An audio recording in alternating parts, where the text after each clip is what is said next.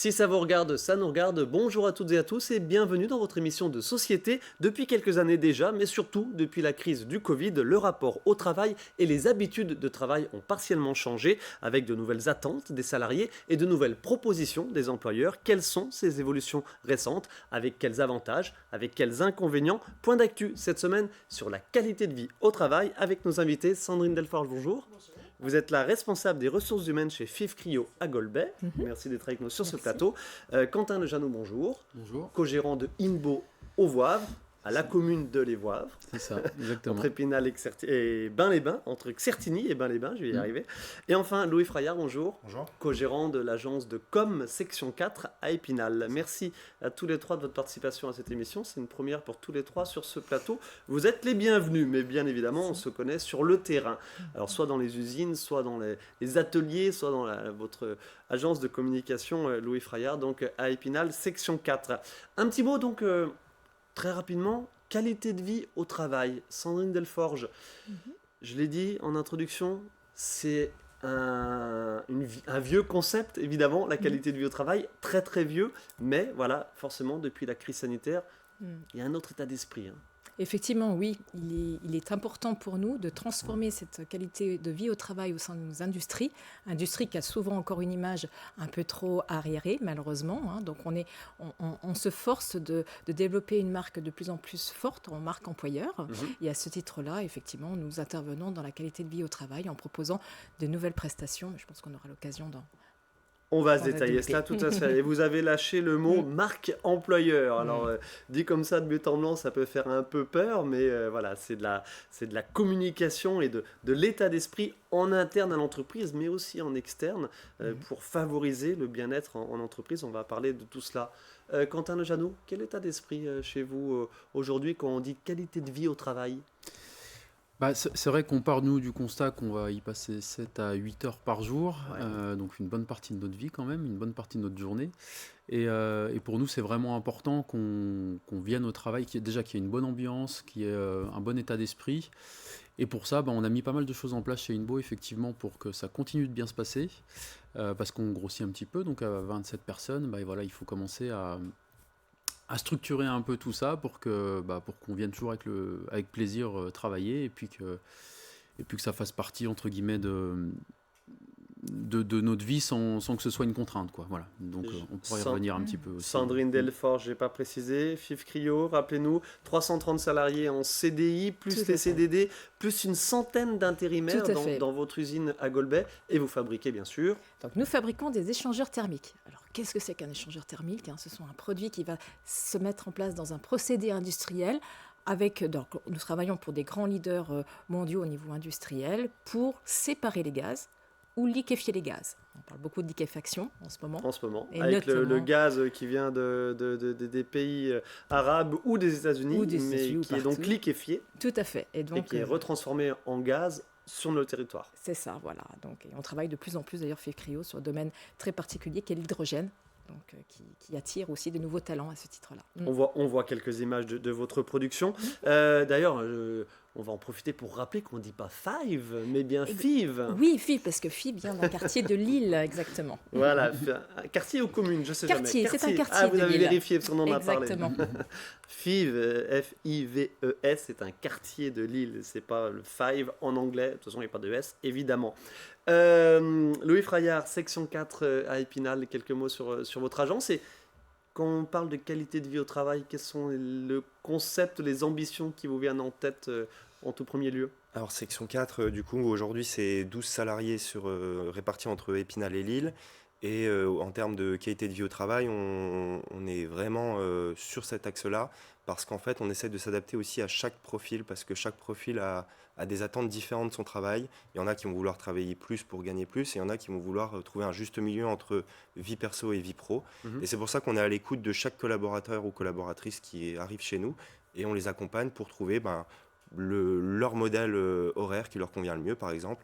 Et après, on a pas mal mis en place d'avantages, que ce soit des avantages financiers, des avantages, des événements qu'on organise au sein de l'agence, plein de choses pour que quand ils viennent au boulot, ils le viennent avec plaisir et avec passion, et parce qu'on fait surtout un métier de passion. Et donc on est parti de ce constat-là et on s'est dit il faut que cette passion perdure, Et tout ça, ça joue par tout ce que nous, on peut faire en tant que manager pour conserver ça. On va se détailler quelques points évidemment. Agence de communication, start-up, petit atelier et usine avec près de 500 personnes évidemment qui travaillent chez vous à FIF Cryo.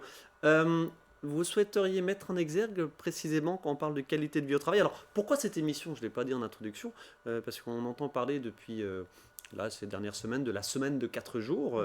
C'est dans une URSSAF dans le nord de la France, me semble-t-il. Alors, en fait, ça n'a rien d'exceptionnel. Dans le privé, la semaine de 4 jours, c'est déjà en place dans quelques entreprises depuis quelques années. Pas beaucoup, certes. Alors, c'est pas le cas chez vous. Non, effectivement. Pourquoi, par Alors exemple aujourd'hui, c'est pas un sujet à la fois pour notre groupe FIV et notre filiale. Nous sommes dans une industrie qui travaillons essentiellement sur du projet. Chaque produit que nous fabriquons, c'est un projet unique. Et c'est vrai qu'on prend plaisir à se retrouver. Donc, dans un process industriel, à l'heure actuelle, c'est pas le sujet. Par contre, on va mettre à disposition de nos collaborateurs, par exemple, du télétravail qui s'inspire pour permettre à la fois à nos collaborateurs d'avoir un équilibre de vie professionnelle et personnelle. Et ça va au-delà du télétravail qu'on a pu tous connaître malheureusement pendant cette période de Covid. Alors le télétravail, on est pour les fonctions support, ressources humaines, informatique, comptabilité, etc. Pour ce qui est de la production, la fabrication de vos grosses boîtes, puisque c'est ce que vous fabriquez, c'est impossible. C'est très délicat, tout à fait, effectivement. C'est pas le but de l'industrie première. Alors, quelle est-elle aujourd'hui cette qualité de vie au travail et j'ai envie de dire cette nouvelle peut-être ce nouveau souffle, cette nouvelle dynamique dans une usine comme la vôtre? Dans une usine, tout simplement, le premier point, la première priorité pour nous déjà, c'est les conditions de travail. On parle tous qu'on est amené à travailler de plus en plus longtemps, je crois. Donc c'est vrai que la condition de travail est importante. On va mettre en place, par exemple, dans nos industries, des exosquelettes. Donc une nouvelle technologie qui vont permettre d'alléger et de soulager certaines tâches qui sont peut-être un peu répétitives. On n'a pas cela en image, mais on parle bien d'un attirail mécanique qui permet une aide. De faciliter, une aide à la manipulation. À la manipulation, voilà. Au port de charge. Au port de charge. Ou même. C'est qu'une question de poids ou c'est aussi une question de facilité? De facilité aussi de mouvement, de rotation, de mouvement, d'allègement. De tout ce qui est répétitif en fait. Exosquelette. Voilà. Exosquelette, voilà, exactement. Donc on a mis ça en place. Ensuite, dans la qualité de vie du travail au sein de l'atelier, c'est aussi créer du lien, créer du sens. Pourquoi on travaille? Quel est le projet? La passion de FIV, notre vocation, c'est de faire aimer l'industrie. Donc pour pouvoir aimer l'industrie, c'est de pouvoir montrer ce qu'on fait. Donc on va faire des présentations. Nos soudeurs, ce sont principalement nos opérateurs en production, ce sont des soudeurs sur aluminium. Pour travailler sur nos produits, ils ont besoin de qualifications à haut niveau. Donc on va les valoriser, on va leur offrir ces qualifications-là. On va former, on va faire des reconversions professionnelles aussi dans ce domaine-là, parce que ce n'est pas toujours le cas. Donc on recrute de plus en plus de nouveaux talents, des personnes qui viennent d'horizons très divers, des bouchers, des pâtissiers, des conducteurs de train, par exemple, que je viens d'accueillir dans nos établissements. Et on va les former, on va leur offrir l'opportunité d'un nouveau métier qu'est la soudure sur aluminium, ce qui est très très rare. Le résultat de cette politique très globale, on va en détailler d'autres éléments, c'est que vous avez très peu d'absentéisme et très peu de turnover par rapport à une usine entre guillemets classique et à la moyenne dans l'industrie. C'est vrai, on peut penser qu'une industrie en moyenne, on est sur des pourcentage d'absentéisme entre 6 à 8%. Chez nous, on est plus aux alentours de 3%. Donc effectivement, pourquoi? Parce qu'il y a vraiment un attrait du produit. Il y a vraiment des conditions de travail très favorables. On n'est plus dans l'industrie où on peut penser germinal. Non, l'industrie est propre, l'industrie se digitalise de plus en plus, se robotise. Et maintenant, vraiment, l'opérateur est au cœur du process, on va dire. Quid des horaires de travail? C'est un des éléments, évidemment, aujourd'hui pour parler, pour travailler sur cette qualité de vie au travail. Quid des horaires? Alors, nos horaires aujourd'hui, on est sur nos équipes travaillent en 2-8, en équipe décalée, on va dire. Nous n'avons pas de 3-8, donc on évite la rotation aussi de ces mouvements pour garder cet équilibre de vie, d'avoir toujours le même rythme. D'accord. Ça, c'est une proposition ou c'est une demande des salariés? C'est aussi une demande des salariés, tout à fait. Ok. Dans ce concept-là. Sur les horaires, peu d'évolution structurelle, non, on va dire. On est sur le commun des industries, on va dire. Parce que c'est dû notamment à la matière À la même matière, à pour la ce qui est de production. l'atelier. Pour Bien la sûr, pour production. la partie atelier. La Oui, partie tout atelier. à fait. Ok, on va se détailler d'autres éléments. Quentin Janou, vous, chez Inbo, Inbo. au Wavre, vous avez proposé des horaires, entre guillemets, super souples. Oui, c'est ça, effectivement. Nous, c'est parti du Covid, effectivement. On s'est retrouvé avec la contrainte sanitaire, là, on pouvait plus passer les produits de main en main, de salarié en salarié, au tout début, quand Ouais. on a eu le premier confinement.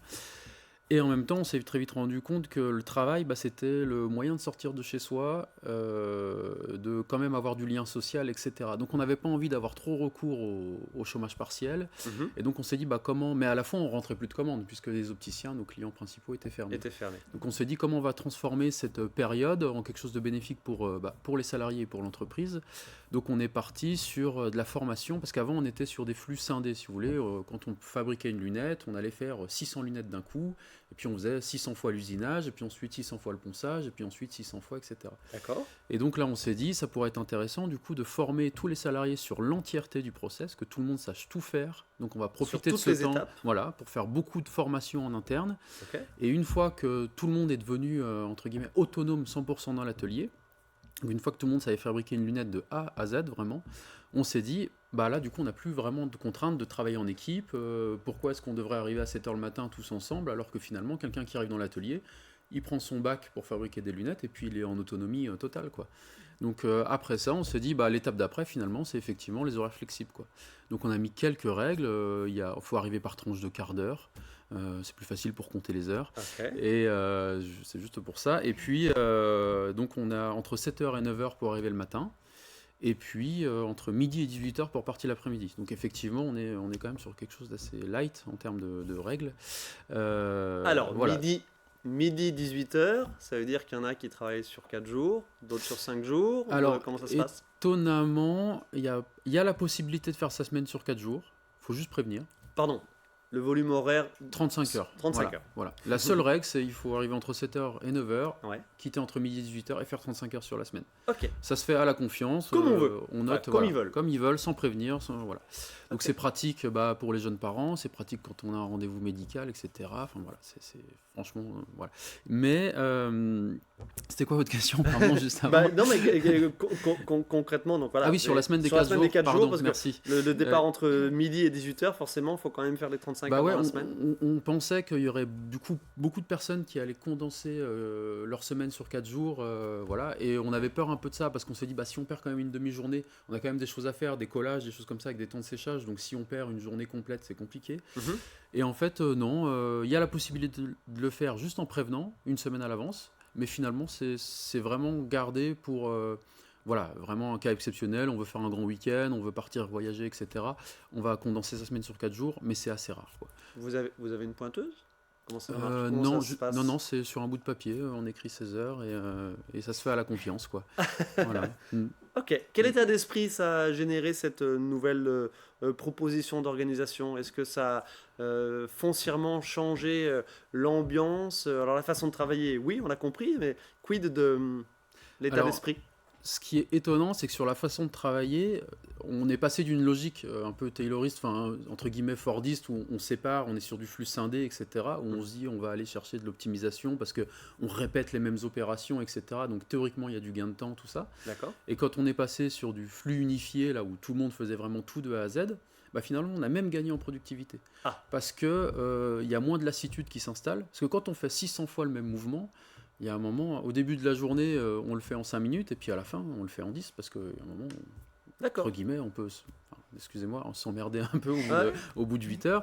Et donc c'est vrai que quand on fait la lunette, déjà, il y a un rapport au produit qui est différent, parce qu'on a la fierté d'avoir emmené le produit jusqu'au bout. Il y a un truc tout bête aussi, c'est qu'on ne peut pas dire que si la lunette est foirée, c'est le voisin ou c'est le collègue. Donc, il y a une responsabilisation aussi Plus vis-à-vis d'application. voilà, plus d'application. Donc on est monté en qualité, on est monté en productivité. Et surtout, on est monté en bien-être au travail parce que c'est quand même sympa de pouvoir choisir ses horaires de boulot, quoi, un peu comme on veut. Section 4, comment ça se passe chez vous au niveau des horaires de travail et de alors flexibilité, nouvelle organisation, je sais pas quel terme il faut utiliser. Alors nous, on a testé plusieurs modèles. On a testé le 15h30, fini pour tout le monde. Donc ça, on a testé ça l'année dernière, après Covid, pareil. L'idée, c'était 8h midi, midi 45, 15h30, à peu près, je ne sais Ok. plus exactement. Et en gros, on a testé ça 6 mois et on a l'avantage aussi chez Section 4 que les collaborateurs, ils sont avec nous pour essayer de trouver le bon modèle. C'est-à-dire qu'on teste des choses, on Vous, fait un vous- bilan, vous êtes une 12 hein, voilà, c'est sur ça. Épinal, donc forcément, Et petite donc du coup, structure. petite équipe, petite structure et vraiment des collaborateurs impliqués pour Ouais. leur bien-être et pour l'évolution de l'entreprise. Donc en fait, on avait testé ce modèle-là et c'est devenu compliqué. Alors c'est sûr que pour les collaborateurs, c'était vraiment tip-top, mais c'était devenu compliqué pour la gestion des clients ou au niveau de l'agence, après à 15h30, il n'y avait plus personne. Alors sauf les dirigeants, mais en tout cas, il n'y avait pas assez de suivi derrière. Ah. Et du coup, on a changé le modèle et on a proposé 2 modèles. C'est-à-dire qu'aujourd'hui, un collaborateur ou une collaboratrice à l'agence peut soit avoir un vendredi off tous les 15 jours, Mhm. donc en gros un week-end de 3 jours tous les 15 jours, être à 35 heures, donc payer 35 heures, ou alors ne pas avoir cet avantage de vendredi off, mais par contre être sur 39 heures. Et donc du coup, on a remarqué qu'on a des profils qui vont choisir travailler plus pour gagner plus, et il y en a d'autres qui vont choisir vraiment l'équilibre vie pro, vie perso en ayant un vendredi off sur 2. Et en fait, on se rend compte aussi que de ne pas le donner toutes les semaines, et c'est même les collaborateurs qui nous l'ont dit, c'est qu'en fait, si on l'avait toutes les semaines un vendredi off, eh ben en fait, on s'habitue. Et souvent, l'humain, c'est de l'acquis et ne se rend pas forcément compte des avantages qu'il a. Et le fait que ça revienne que tous les 15 jours, Mhm. du coup, il y a ce côté, on réapprécie ce vendredi et ce week-end de 3 jours. Donc ça, c'est Sand- aussi important de voir ça aussi. Sandrine Delforge, qu'est-ce que vous inspire avec votre background, si je peux me Mhm. permettre, puisque vous êtes passé dans d'autres grosses industries, Schneider et Tout à puis fait. Nestlé Waters. Exactement. Aujourd'hui, donc chez Fief Cryo, je répète, près de 500 personnes à Golbet. Qu'est-ce que vous inspire ces deux petits exemples d'organisation? Non, de beaux exemples, effectivement, bravo. Moi, Puisque je dis c'est petit vrai en que... termes de volume. Hein. Oui, oui, bien On est sûr, d'accord. mais c'est sûr comparé. Mais c'est vrai que je trouve que ça permet une accessibilité, une facilité et donner l'opportunité aux gens de pouvoir choisir leur orientation et finalement de s'impliquer entre du plus ou de la rémunération ou du temps. Voilà, je pense que c'est un bon équilibre lorsqu'on peut le faire. C'est sûr. Loïc Froyard, en termes d'implication des récents collaborateurs et voire des nouveaux à qui vous proposez ça? Alors en fait, en plus, on a mis en place, j'ai oublié de préciser, c'est-à-dire que les alternants ou les stagiaires qui viennent n'ont pas accès à cet avantage-là. Ah. Parce que pour nous, c'est un petit peu le côté, l'avantage réservé aux salariés. Et donc du coup, ça motive les alternants à vouloir postuler chez nous, ça motive les stagiaires à vouloir postuler chez nous. D'accord. Et Ça fait pas y a pas de conflit ou de jalousie? pas du tout, au contraire, En attendant ça? c'est logique qu'un salarié Ouais. qui est là depuis quelques temps ait cet avantage-là, par exemple. Donc non, c'est totalement compris et accepté. Et en termes d'implication, on le voit, les collaborateurs ont conscience de l'avantage. Vous Vraiment. faites un petit peu de télétravail, vous? Étant Alors- donné que vous êtes vraiment dans de la fonction agence de communication, je ne l'avais pas précisé, mais évidemment, c'est développement de site web, Ouais. gestion de campagnes de publicité, accompagnement de marques employeurs, on va en parler dans quelques instants. Du télétravail chez vous? Alors en fait, on n'a pas de cadre de télétravail, c'est-à-dire il n'y a pas de, c'est vraiment à la demande et en fonction des profils. Par exemple, on a des collaborateurs qui viennent de loin, on a une collaboratrice qui vient de Belgique, où là on va privilégier de plus en plus de télétravail pour qu'elle puisse rester quand même au maximum dans son pays. D'accord. Et on a des collaborateurs qui ont un peu plus de route le matin et parfois qui vont nous demander une journée de télétravail. En fait, comme Inbo, je pense qu'on travaille beaucoup à la confiance, de par la taille de l'équipe, on peut se permettre ça. Et chaque collaborateur fait un petit peu ce qu'il veut, entre guillemets, tout en respectant ses horaires son temps de travail surtout. Ok, cette notion de confiance, Quentin Lejanou, Mm. vous l'avez évoqué tout à l'heure avec le bout de papier, voilà, c'est palpable. Ouais, Vous- pour nous c'est la base. C'est vraiment, moins on met de contraintes, plus on fait confiance, moins il va y avoir d'abus. Mhm. C'est-à-dire que du coup les gens sont très très respectueux. Enfin, je veux dire, il y a 4 règles chez nous, quoi. Donc ça commence à être difficile de ne pas les respecter. Il y en a tellement peu. Donc à partir de là, déjà d'en mettre trop, ça évite aussi d'être derrière les gens, Ouais. voilà. Et puis surtout, c'est vrai que ça installe un vrai climat où voilà, il y a pas d'abus, quoi. C'est possible, Sandrine Delforge, dans une grosse structure comme une usine industrielle, d'être sur la confiance, alors uniquement, non, c'est un peu caricatural évidemment. Alors, on ne pourrait pas arriver au bout de papier, c'est sûr. Avec 400 collaborateurs, ça serait un petit peu compliqué. Par contre, donner de la confiance, oui. Responsabiliser les personnes, oui. Alors, effectivement, il y a des temps un peu plus réglementés. Par contre, on laisse du temps libre, un peu plus de pauses dans les industries, par exemple. On accorde du temps. Alors, il faut canaliser, on va dire. Certains, il y a des effets de seuil sur lesquels il faut faire attention. Mais oui, on peut responsabiliser quand même nos équipes, heureusement.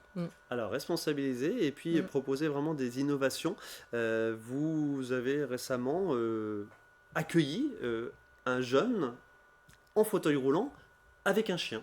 Tout à fait. Dans une usine industrielle. Voilà. Dans de la production. Exactement. Alors, il est ingénieur industriel, voilà, donc il va travailler sur nos procédés industriels. Donc, c'est vrai qu'il est amené à se mouver dans l'atelier avec son chien Lego, qui l'accompagne au quotidien pour faire tous les gestes de la vie courante qu'il ne peut pas faire. Voilà. Comment ça se passe ? Eh bien, écoutez, ça a surpris au début, effectivement. Et on a eu forcément des regards, plutôt beaucoup de questionnements, mais par contre un accueil très bienveillant de l'ensemble des salariés par rapport à cette démarche-là. Et donc, suite à ça, on réfléchit à d'autres modalités, puisqu'il y a encore malheureusement certains secteurs de l'industrie qui ne sont pas accessibles pour toute personne. Donc voilà, on travaille sur ce thème-là. Donc ça fait partie de la QVT. Quid des autres innovations récentes que vous avez proposées dans votre usine, en termes de qualité de vie ou sentiment d'appartenance et les petits à côté qui fait qu'on est quand même évidemment globalement content d'aller au boulot? Oui, alors effectivement, nous ne pourrons pas être au niveau d'une start-up où effectivement faire plein de choses. Par contre, on essaye de recréer du lien, c'est d'autant plus important suite au Covid. Donc on va créer des petits plus, ce que j'appelle les petits plus, c'est quoi ? C'est tout bonnement créer de l'animation. Il y a encore 2 semaines, en tant que DRH, j'étais amenée à faire des crêpes pour mes collaborateurs. Voilà. Voir une DRH distribuer des crêpes auprès des salariés, ça interpelle. Oui, c'est possible. Voilà. Parce qu'on doit créer ce lien-là. Il n'y a pas de distance hiérarchique. Non, on est ensemble dans la même notion de projet. On va mettre en place aussi des activités pour les enfants de collaborateurs, parce qu'il faut que la famille vienne aussi dans l'industrie, découvrir ce milieu-là, qui est bien souvent un milieu méconnu, malheureusement. Donc, on les fait venir par des journées de portes ouvertes. On fait venir les enfants pour faire des concours de dessin. Donc tout ça, ça crée une petite ambiance assez sympathique au sein de l'atelier. Ok, le temps passe très vite. J'ai promis qu'on allait parler de la marque employeur parce que ça fait partie aujourd'hui de ce sentiment d'appartenance et donc de cette productivité, de cette implication dans le travail aujourd'hui. Louis Frayard, c'est quoi la marque employeur, très succinctement? Alors, très succinctement, c'est compliqué à réduire à ça, mais la marque employeur, c'est en fait le travail de communication interne et externe autour des avantages de l'entreprise, du bien-être des collaborateurs, etc. Tout ce qui va jouer à l'attractivité de nouveaux collaborateurs pour une entreprise ou alors à la fidélisation des collaborateurs. Et le fait aussi de se reconnaître entre collaborateurs. Alors, je donne un exemple tout bête. On va pas les citer, mais certaines sociétés ont créé des marques de vêtements, d'accessoires, etc. Mais c'est pas le nom de la société. Non, il y a parfois une stratégie à mettre en place, on le fait avec pas mal de nos clients, c'est justement trouver un nom un petit peu fédérateur comme ça, qui va fédérer l'ensemble des collaborateurs autour d'une marque, parce qu'on n'a pas forcément envie de toujours avoir un pull avec le nom de notre entreprise, parce que ça rappelle le boulot, de décliner ça sur une marque un petit peu plus cool, moins institutionnelle, avec un côté beaucoup plus proche de ses collaborateurs, accessible, et ça permet un petit peu de véhiculer d'autres messages. Alors de véhiculer d'autres messages où à l'extérieur quand deux collègues de travail se retrouvent aux caisses d'un supermarché ou dans la famille? Alors il y a plein d'objectifs à la marque employeur. Il y a le fait notamment comme vous le disiez de rentrer dans le foyer familial, de permettre à la famille de comprendre ce que fait la personne dans son entreprise, parce que parfois on voit des salariés qui rentrent chez eux qui ne parlent pas de ce qu'ils font ou alors qui n'arrivent pas à exprimer, et du coup on n'a pas ce côté fierté de travail. Et nous, notre travail sur certains de nos clients, c'est de rendre fiers les collaborateurs de leur travail, parce que quand on a une famille qui quand on rentre le soir nous disent c'est trop bien ce que tu as fait, j'ai vu ça sur les réseaux sociaux, etc., le collaborateur il se sent gratifié et il est content d'aller au boulot pour ça. Donc ça, il y a des sujets internes familiaux, il y a des sujets externes pour recruter, parce qu'une offre d'emploi à l'époque c'était froid et on avait un marché du travail où c'était au candidat de se vendre, et on a inversé un petit peu les rôles aujourd'hui. Et puis de l'interne, l'externe, ça joue sur plein de plein de supports. Sandrine Delforge, vous travaillez justement sur votre marque employeur. Non, vous venez de la lancer le 2 février. Exactement, c'est tout récent encore, effectivement. On vient de lancer, Alors, on vient de renforcer notre marque employeur. Comment s'appelle-t-elle? Ça, c'est l'industrie qu'on aime. Ça, c'est l'industrie, c'est le nom de la marque. Voilà, ça c'est l'industrie qu'on aime. C'est pas une marque que vous C'est pas déposez une marque, à l'Institut national de la propriété intellectuelle, non. mais c'est une marque interne. Voilà, parce que comme je disais tout à l'heure, nous avons notre passion, notre vocation, c'est de faire aimer l'industrie. Et donc, on veut faire participer nos collaborateurs dans cette expression, ça c'est l'industrie qu'on aime. Voilà, pour montrer qu'on est une industrie performante, une industrie qui se tourne vers les autres, vers la famille, une industrie qui innove. Et le privé s'y met, mais c'est vrai que les collectivités s'y sont mises avec ça. Alors là, pour le coup, c'est plus des marques grand public. Je parle, par exemple, avec le conseil départemental, faire une publicité avec, évidemment, Je vois la vie en Vosges, c'est plus vendeur, c'est plus accrocheur auprès du grand public que faire une publicité. Le conseil départemental vous fait découvrir son territoire, bien évidemment. Quentin Janou, marque employeur chez vous ou pas? Alors, c'est pas théorisé comme ça. On n'a pas dit qu'on allait créer une marque employeur. On la travaille un petit peu tous les jours finalement, sans trop le savoir. Mais voilà. Souvent, les gens pensent qu'une marque employeur, faut créer une marque. Mais non, pas forcément. C'est déjà communiquer sur ce qui se passe en interne, mettre en avant, capitaliser sur les avantages de l'entreprise. C'est déjà ça, travailler sa marque employeur. Pas obligé de créer une marque autre que le nom de son entreprise, quoi. Merci à tous les trois de votre participation à cette émission qui se termine déjà. On aurait eu encore, pardon, je vais y arriver, d'autres choses à dire, notamment pour les grosses structures comme Fifrio, vous faites en sorte de proposer des participations à des événements extérieurs, évidemment, je pense aux Foulées Roses, où il y a de plus en plus d'entreprises, de groupes d'entreprises, de salariés qui viennent participer à ce genre d'événements. Ça participe à cette qualité de vie au travail, un peu nouvelle génération. Merci et bonne continuation. Merci bien. Merci à vous de votre attention. On se retrouve la semaine prochaine pour une nouvelle émission.